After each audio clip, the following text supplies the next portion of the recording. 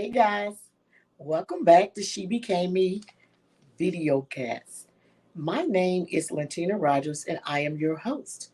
So, we would like to continue talking about our theme for this year, which is defining moments. Tonight's show is titled Uncommon Favor. We will be talking to one of our own co hosts, Yolanda J. Brown. So, Yolanda has a lot of new projects and things going on. And I thought since we, interview so many people in the community, we needed to take time out to talk to Miss Brown. She has so many dynamic things going on. So, we're going to take tonight and celebrate her and talk about all the wonderful adventures that she is going to bring to the community. So let's get my co-host in, and it's Miss Ronieka Hey, Howell. how's it? Hey, how's it going? It's going great. Well, of course, our family bounced back. You know, I was under the weather for a little while there, so feeling good and glad to be able to be on here tonight with you guys. Good to have you back. Yes.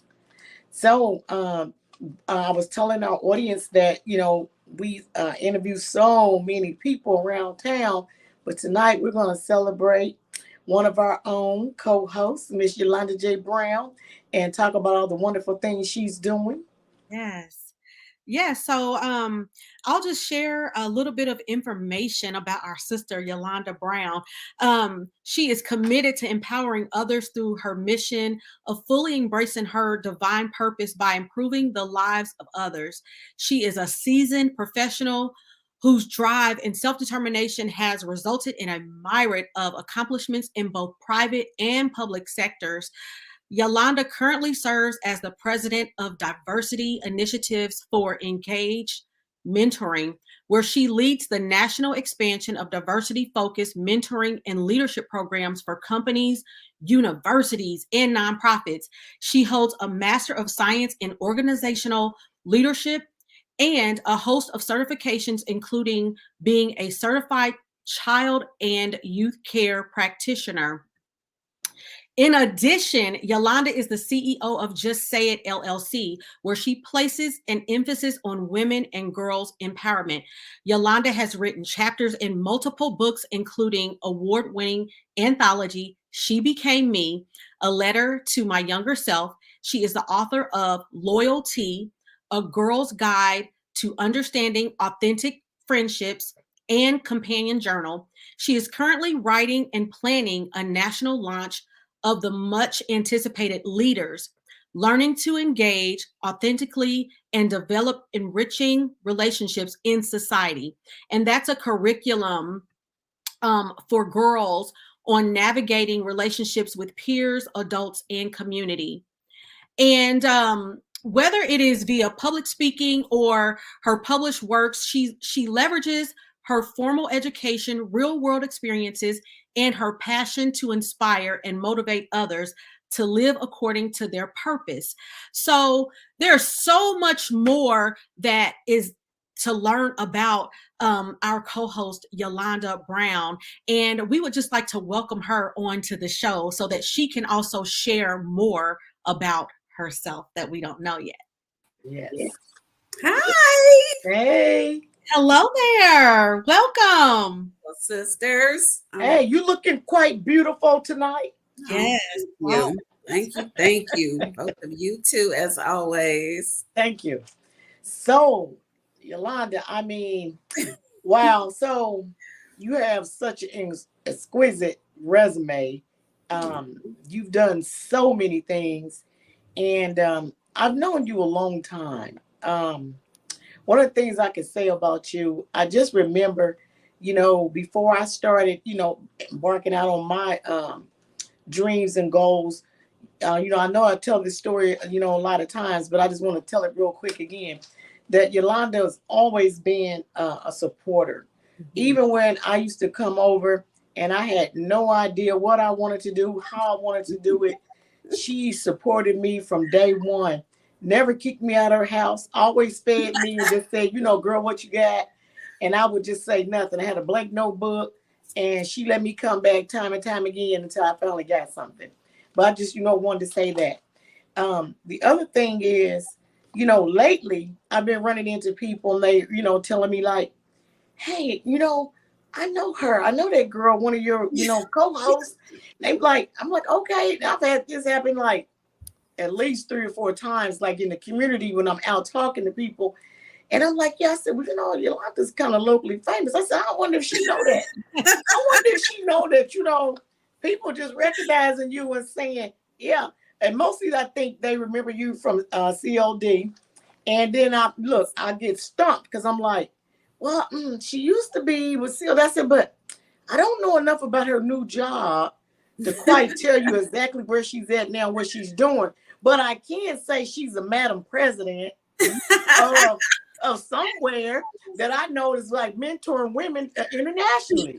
So I don't know. So just start off kind of telling everybody and break that down so they can understand what is the new role that you hold now and the responsibilities that you have. That maybe I can get it and I can tell somebody.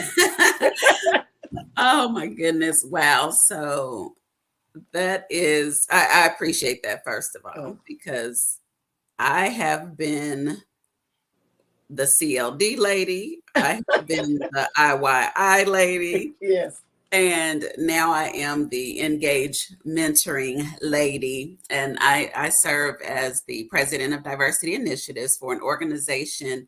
I went back to the for-profit world, and many people do remember me from my time in nonprofit working with youth. And that will forever be in my heart and forever a part of my life. I love youth, the world of youth development. I'm a proud youth worker, and I've had the benefit of just really impacting the lives of many young people who I met in 5th and 6th grade, and now am seeing them graduate from high school and college, and it's amazing. And so I feel privileged in that now I get to work with companies, universities, nonprofits throughout the country to help them execute and implement and execute mentorship programs within their corporate environments as a tool for developing high potential leaders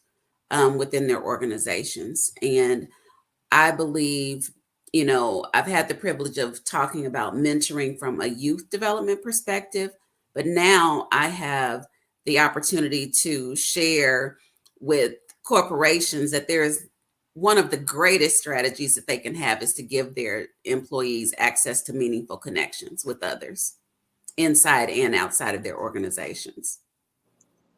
Wow. Okay. Amazing. That's great. So you are a leader of leaders. Yes. Moving Okay. mentors. Yolanda, I know that you are working with organizations and universities and helping them build like mentorship programs. When you were coming up, who were some people that like mentored or poured into you? Oh, such a great question, Ronieka. My first mentors were my grandmothers. Okay. And one grandmother was a retired educator. My that was my maternal grandmother. My paternal grandmother was an amazing prayer warrior who instilled, they both were spiritual, but my paternal grandmother instilled in me the importance of praying and being a woman of character, a young lady of character. And then my next mentors became that I recognized as people who were pouring into me were teachers. I had a few teachers that just took me in, and groomed me in ways that at the time, I didn't recognize the impact until much later. And then when I started working, I have just had people in my life that saw things in me that I didn't see in myself. And I've been privileged to, even before I knew to call them mentors, Mhm. people that just really and the title of this segment being Uncommon Favor, I definitely believe that God placed people in my path, in my life, that I just ended up in places that in my mind there's no reason that I would be there but God. I didn't have the qualifications according to the world. I was always a smart young lady. Like I, I got good grades, Yeah. and things like that. But really, there are just certain things in my life that would have said, mm, you're not going to reach any level of success. I could have done anything. I really I took what I like to call penitentiary chances in various aspects of my life, that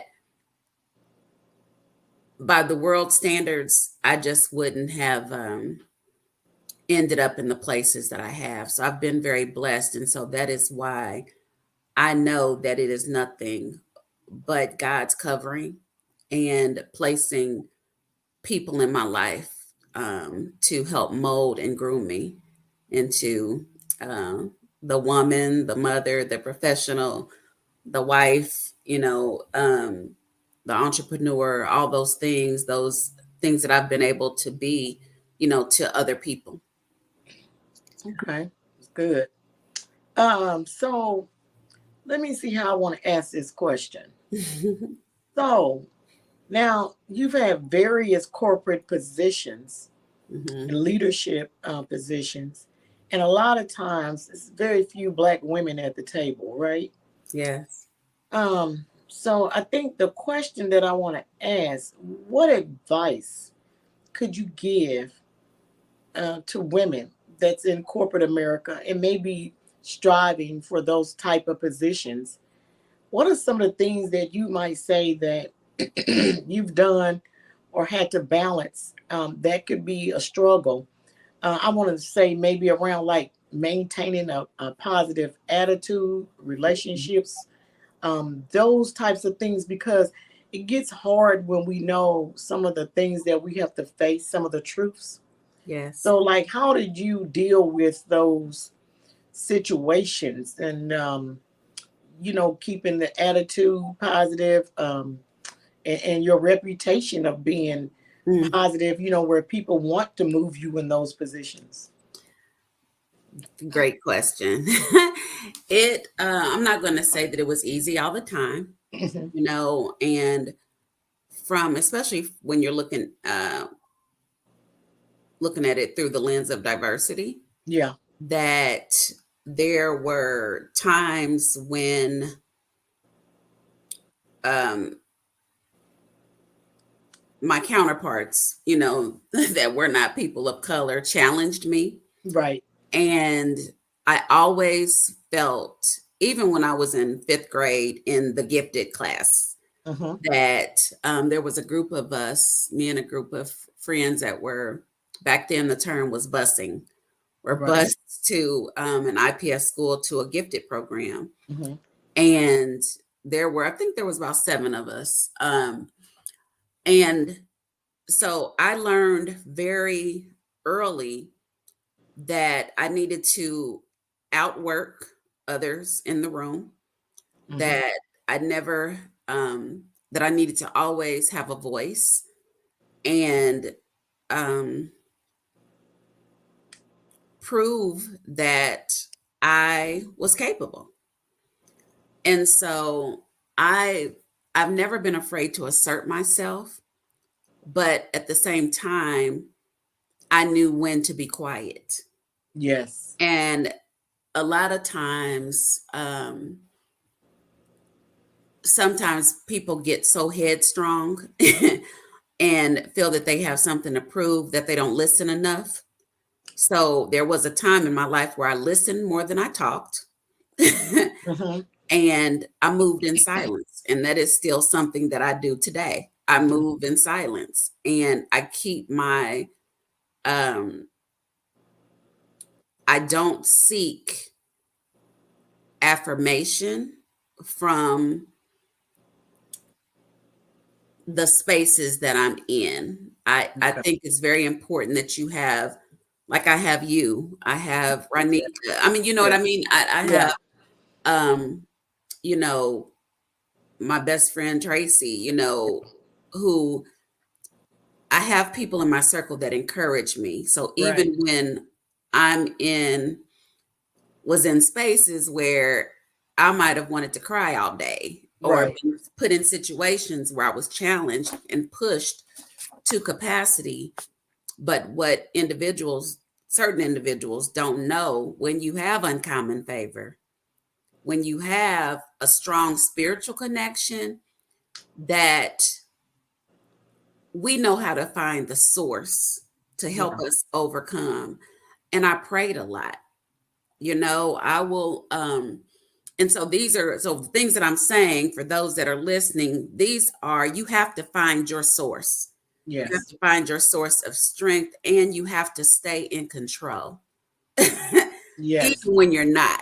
Okay. Yes. So even when you're being pushed to capacity, you have to stay poised, because there's always going to be that influencer or that person who says, I'll just use the example of being the only female, but the only Black female on a all white executive team Yeah. in a past role, and majority males. Yeah. And the thing is that I I did a whole lot of going to the bathroom. If I cried, no one would see it, Mhm. in the workplace. And so Right. sometimes, yeah, we have to just be quiet and listen Yeah. Yeah. and That's outwork true. everyone in the room. Yeah. Outwork everyone. So, Yeah. Unfortunately, that's what we have to do. And it's good to hear that from people that have been, definitely been in those roles. Um, personally myself, I had my first management position when I was the transportation director for Head Start for Marion County and Hamilton County. At that time, I was the first female and woman and Black woman, and I had the largest Head Start, in Indiana. wonderful. So and I had no idea until I went to the Head Start. The state, had meetings, and when I got there, I didn't realize I was the only Black female until I got there, Mhm. in that position. And I was 33 years old. And when I didn't, I got there and everybody was just waiting on the person in my position because they didn't expect it to be me. Hmm. Yeah, so that was my first encounter, which that was over 20 years ago, experiencing, that type of reaction.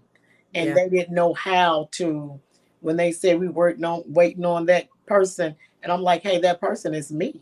Yeah. So Yeah. yeah, so definitely, within those 20 years, um, it's a lot of growing that we have to do.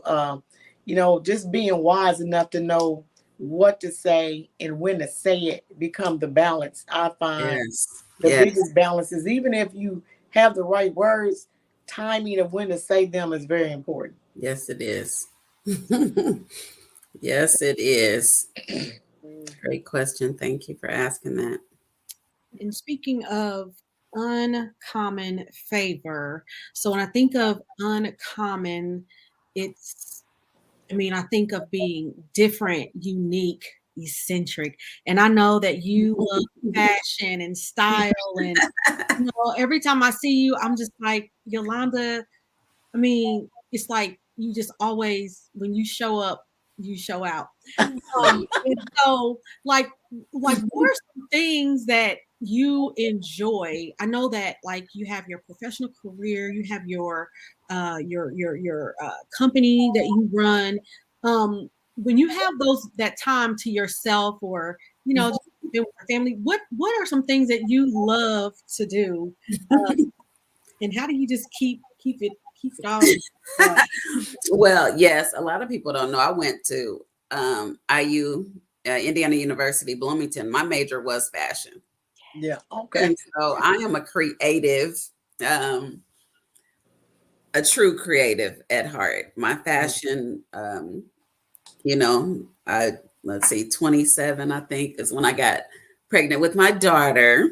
And so I went to corporate America and left my fashion roots behind. But I am still a fashionista. I still love everything fashion. So I love to shop. I love jewelry. I love unique things. I am a boutique type shopper. So I love finding things that are different, uncommon favor. Really, I try to apply in many things. You know, I like to say be uncommon, do things to set yourself apart. So I love um, shopping. I love traveling pre-pandemic more so. um, some of our, me and my husband, we love concerts. We love eating out. I love brunch. Find anywhere I go, I'm always locally or beyond. My thing, I will Google a brunch. I look for different brunch spots. That is my thing. And just spending time with my friends and family are things that I enjoy. Hmm. Okay. Well, I am just, proud of you as a Black woman representing your uniqueness, to have a corporate position and, have the courage to be yourself and live out loud with your creative thoughts about fashion, from your hair to your jewelry, and not letting people shame you or guilt you into you have to wear a gray suit or brown suit and not do colors and to be proud of being who you are. So I just You. wanted to just salute you for having the courage to do that and to be an example for the next generation to let the young girls know. And you do it all within good taste and good balance, but you still have to have courage to be you because a lot of people sitting at that table will only have on gray and brown. So That's right. Right. so That's right. I wanted to just point that out. Is there any other projects that you like to share with our audience tonight, Yolanda, that they do not know that you have coming out? Yes, I'm really excited. I am a contributing author to a new collaboration. It's Mhm. titled Brave Women at Work: Okay. Stories of Resilience.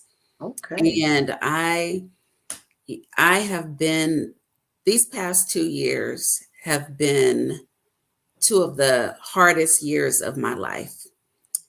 And when I started my new job the first week, I was presented with this opportunity Okay. to share a story of bravery and resilience. And at first, I was like, how can I not talk about the pandemic years? Yeah. Because I know that I have been stretched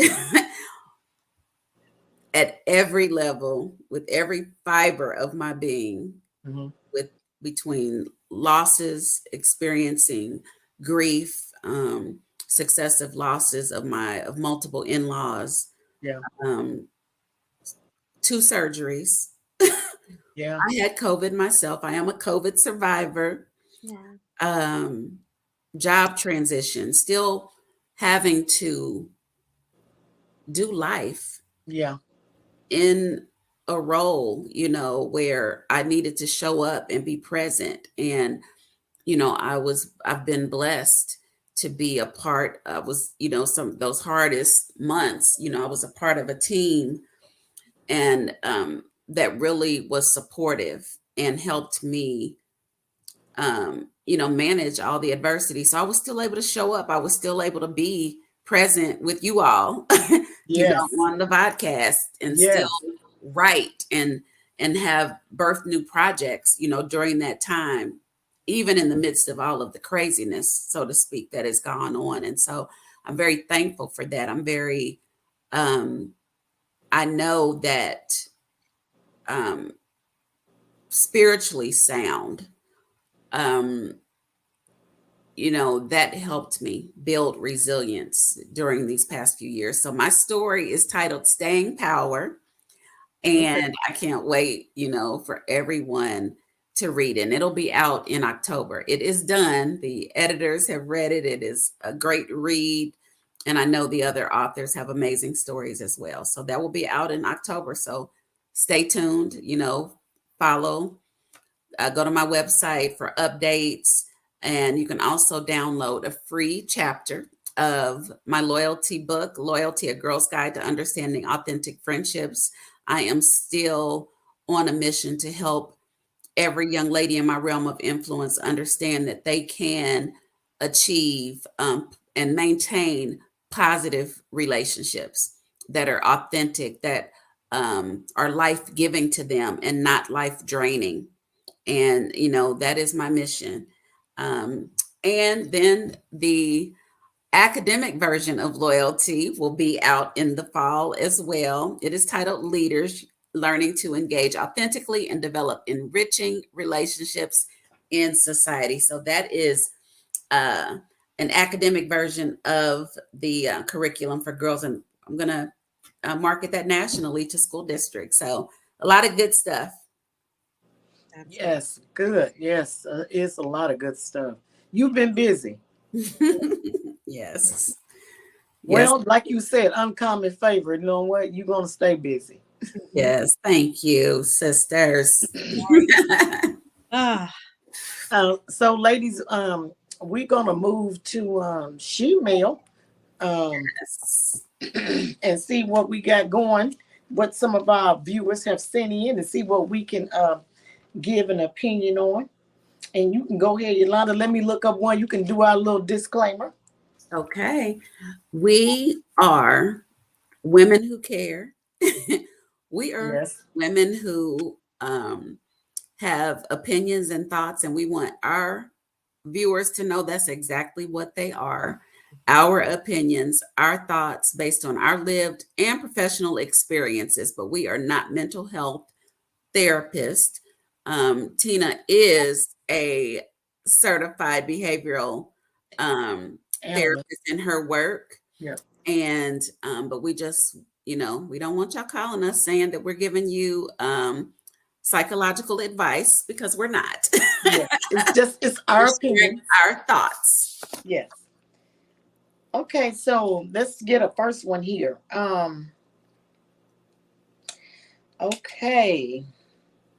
What advice do you have for young people who aren't motivated to go to college but feel like they are being pressured by parents and other adults to go that route? What advice can you give, ladies, for folks who are not motivated to, go to college but being pressured by parents? Mm, What do you think? um, I can mm, start out. okay. Um, just so I have three children. My oldest son, he went away to school to college to experience the college life. And in his second year, he called me, and he after his second year, he was just like, "Mom, I want to come home. This is just it's not what I expected." And so I've always been the type of parent, I've gone to college, I have certifications, and I've always been the one to like continuously invest in myself. And so I've always taught that to my children as well. Now, I do know that everything is not for everybody. So I have always encouraged my children, even if college is not your thing, you need to find out what your thing is. And you need to figure that out and then just be great in that. And so though you may not go to college, there are so many different trades that are out here. My son, he works very, very well with his hands, but he chose to come home from college and to go into the military, which was amazing for him. And my daughter the same way. She went to school, she experienced school, but again, they are very hands-on. They learn differently. And so, but they are both doing great in what they are doing, like right now, being young adults out on their own. My daughter being an entrepreneur, and she works very, very hard. She works for another company, but she also has her own business. And so I've just encouraged them just to decide what that thing is that you're going to do, whether it be college or whether it be trade school or whatever it is, and just be great in it and have use those things to plan what your next steps are going to be in life. Yes. Yeah. Yep. Those are good. That's excellent. I would say parents must know your young people's gifts and nurture those starting at a young age. That's the advice I would give. Now, for the young people, be open to exposure opportunities of all kinds. I know, and I said, I'm just so thankful to see all of the young people that I have met over the years that are graduating high school, graduating college. But I do know that college is not for everyone. I am an advocate for a post secondary experience, meaning high school should not be the end, but it doesn't mean that a 4-year traditional institution is either. And so, nurturing interest to different opportunities so that young people have options and they know that they have options, that's what's important. So, young people have to be talking to their counselors. They have to have influencers like mentors or programs. There's so many youth programs, youth serving organizations out there that create these opportunities, but parents and those that are responsible for young people have to nurture those things and make sure that their young people know something, that they know what all of their options are. We influence that as adults. Kids can't be responsible for that. That's right. Yes. That's good. Yeah. That's good. Great. I definitely agree with everything that you guys said, particularly the thing about gift, skills, and talents. I Mhm. think so many times we don't explore that with the young folks. Help them decide what are your gifts. And a gift is something that is pretty natural. That's a gift. Like you may be gifted in singing, you may be gifted in being a fast runner. You don't have to do much. It's just kind of you was born with those things, right? Skills and talents can be developed, but Mhm. with a talent, it's kind of like you were born with like the potential to something that can be developed. So knowing those things early and knowing what picking a job that's going to make you happy, I think is the most important thing. Um, Nothing can be more promising, in my opinion, than to like pick something that is going to be happy. You're not working if you just get to do the thing you love every day. That's right. So Mhm. I think we just need to start talking to them about that a lot sooner. So It's good. yeah, that'll kind of like, just don't wait until you get out of high school and like, oh, what I'm going to do now. So Mhm. yeah, definitely start soon. Okay, let's see. We got time. I think we got time. Yeah, we got time for Yeah. another one. Mhm. Okay. Next one says, okay. How do I tell my parents that I don't want to take over the family business, but I want to explore my own business? Mm. So that's pretty similar. How do you tell your parents I do not want to take over the family business, ladies? Ooh, that's a tough one because it's if that's been an expectation that's been like set and embedded within the family, Yeah. um, you just have to tell it. You just have to let uh, let your parents know sooner than later that that isn't your Yeah. interest. That because you're not going to be any good for the business if you're not interested in it. Mhm. And so, but also if it is a family business, then that means that they respect your skills and the attributes that you bring, and they've been preparing you for that. And so you have to call a family meeting, call a family meeting and have a conversation. Yeah. Yeah, that's good. I would say the same.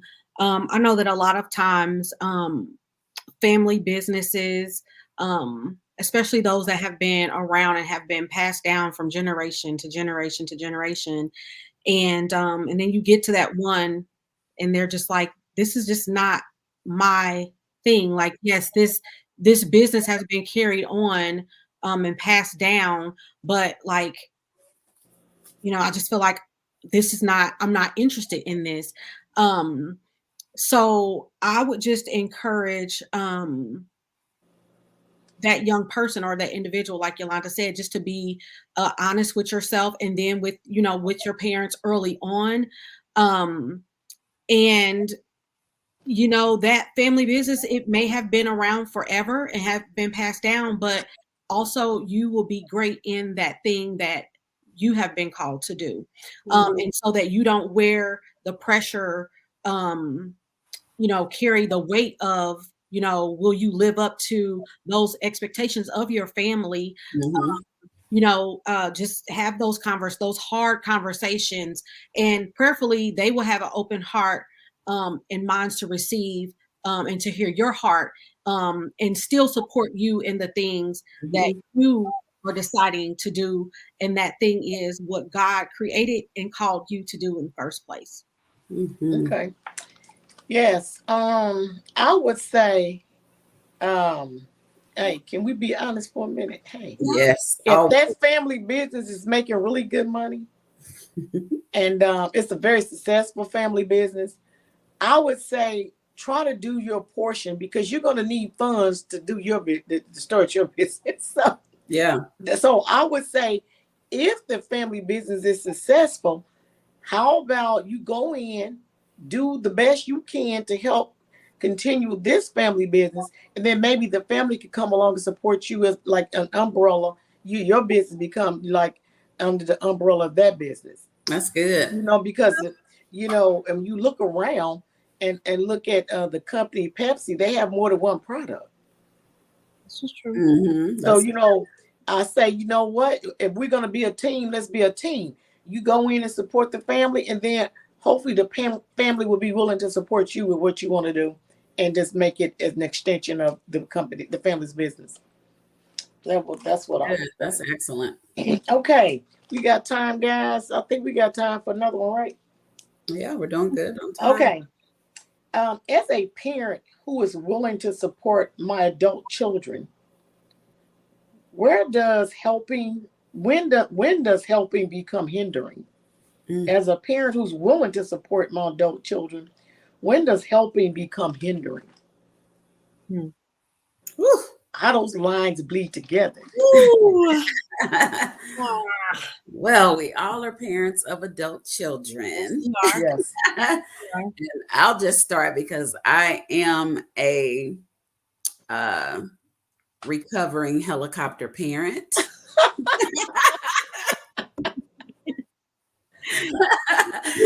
So I struggle with this still. Mhm. I just want um, my daughter to thrive. Mhm. And the blessing is that I know what I've poured into her. And in order for, and I'm pretty much still, I'm going to do Mhm. whatever I can to help her thrive. Mhm. And I think it becomes a hindrance when you cannot draw boundaries between enabling and empowering. Mhm. Yeah. That's good. And that is when it gets hard, because no one wants to see their child, not in a good place, or Right. whatever the case might be, or not living up to their greatest potential, or whatever the various Right. challenges can be. And so I believe in tough love, Yeah. and I believe in positive supports, and it's, but not to a point of enabling to enabling poor character, things that are reflective of poor character, or Yeah.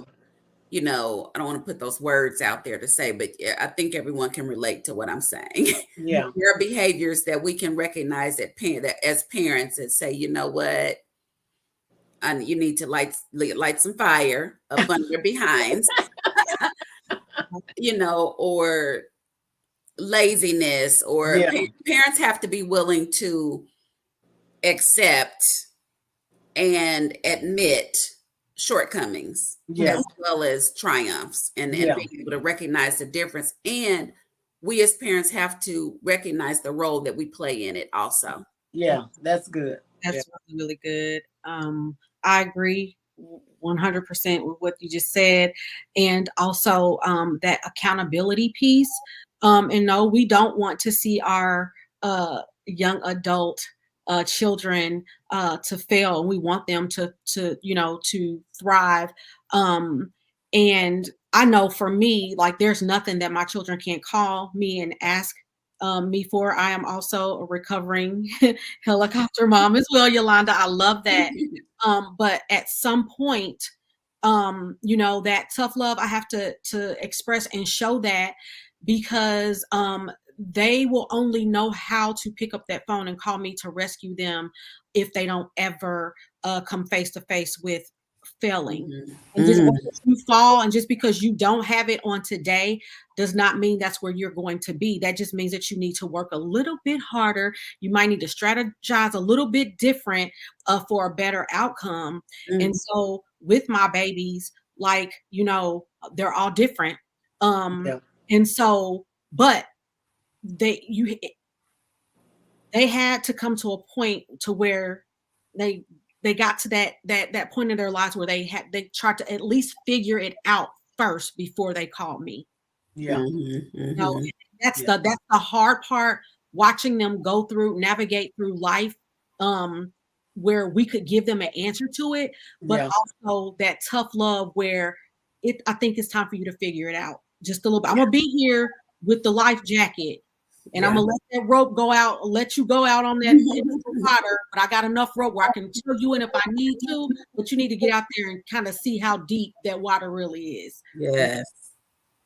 Yeah. Good stuff. Both of you guys said. One of the things that hit home for me on that question is because I have 4 young men, and my goal was to make sure that I didn't become a parent that I've seen so many times. Because when I became a single mom of 4 boys, I wanted to be sure that I wasn't um, just as a woman, just being too much of a nourisher, and not having enough tough love. So, early on for me, my advice would be to parents is you got to set the boundaries up early. To me, especially for our Black men in our communities, they need to figure out how to stand on their own 2 feet, how to understand when you make a decision, you got to live with that outcome, at least for a little while. I'm just not going to instantly just come and save you because I think we kind of send the message that you can make any old frivolous type of decision, and mom or dad or somebody's going to come and save me. And and I think that's the wrong message, because at some point you may do something that we can't save. That's good. So, I think it's important that they learn that when you make a choice, you will live with that choice at least for a little while, because you need to simmer and understanding that when the stove is hot, you need to understand that you got burnt. Especially if I told you not to touch that stove. So you need to sit there and you need to understand that I think that's the best lesson to learn. And the other thing is, I need you to take 2 steps before I take one. Because if I'm the crutches, you will never walk. Now there are people that might, just say, hey, y'all want these crutches. But there will be people so used to the crutches that they just become comfortable with those crutches. Mhm. So that was being, you just got to be careful that you're not the crutches. That's good. So, Uh, um, well, I'm Excellent. okay, guys, if we can fit one more in and we'll try to close out. I got one more I can pull out. Okay. How do I balance building a business as an entrepreneur and holding a corporate job? Oh, mhm. well, we Oh, we do that all day, right? Yes. How Woo. do I balance What you building a business as an entrepreneur and holding a corporate job? So let's give a quick answer to that, guys, so we can we'll close out. very carefully. say? Yes. Very, very, very carefully. Very Uh, carefully. It is hard. Yeah, it's hard. I'm there right now, Same. and I've not been.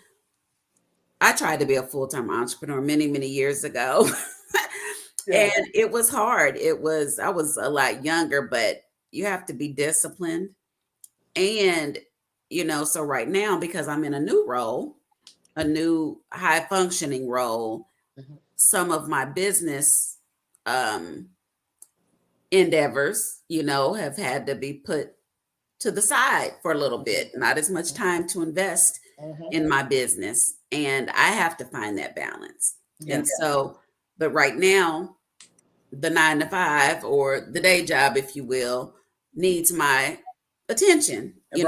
and I have to be, I want to be my best at both, until I no longer have Mhm. to work, so to Right. speak, except, I would love eventually, you know, to be full time in my business, but I'm not there now. So it's Yeah. a life balancing act, and it's um, being able to give your best to both. Yeah. Yeah, I agree. I would just say that don't quit your 9 to 5 if you're just starting out as an entrepreneur. Like Yolanda said, I just think that a lot of things that we learn just by working for other organizations, other companies, other businesses, um, how you show up for those companies, organizations, and businesses is how you're going to show up for your own when that time does come. And Right. so Mhm. that 9 to 5 or 8:30 to 4:30 or whatever your schedule is for your full-time position, um, that will help you to fund your Mhm.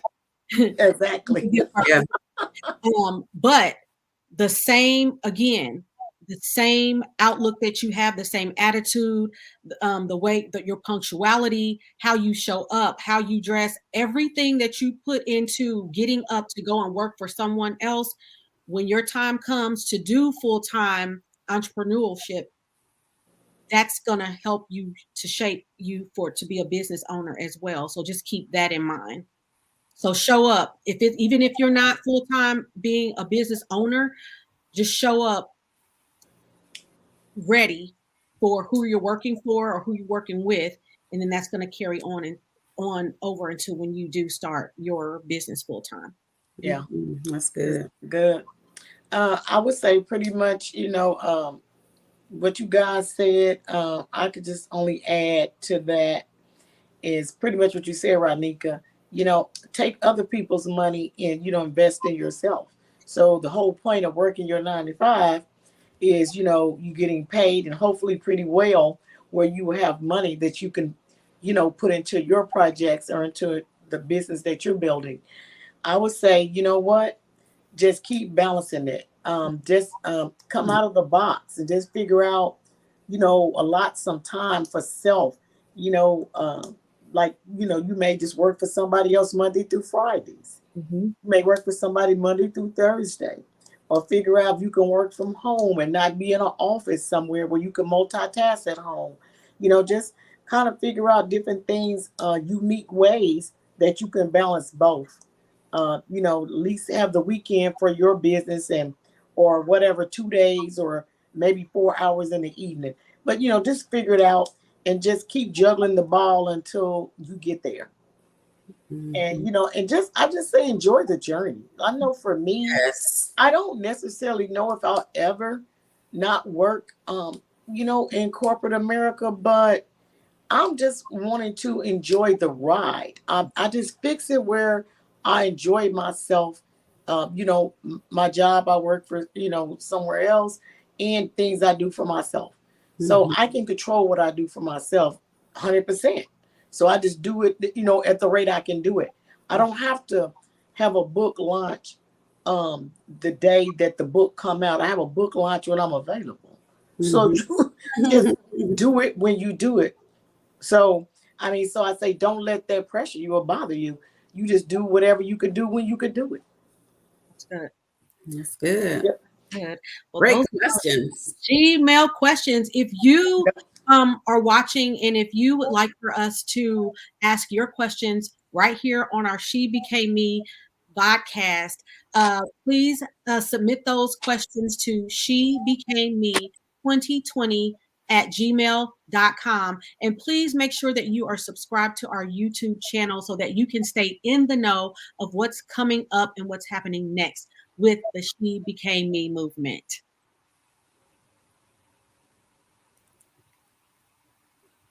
And we want Yes. to thank our sponsor, Enhanced DNA Publishing. Yes. Yes. You. Thank you, Denola. So thank you, ladies. And I enjoyed talking with you guys tonight. And Please. until next time, we'll see you. Bye. Bye. Peace.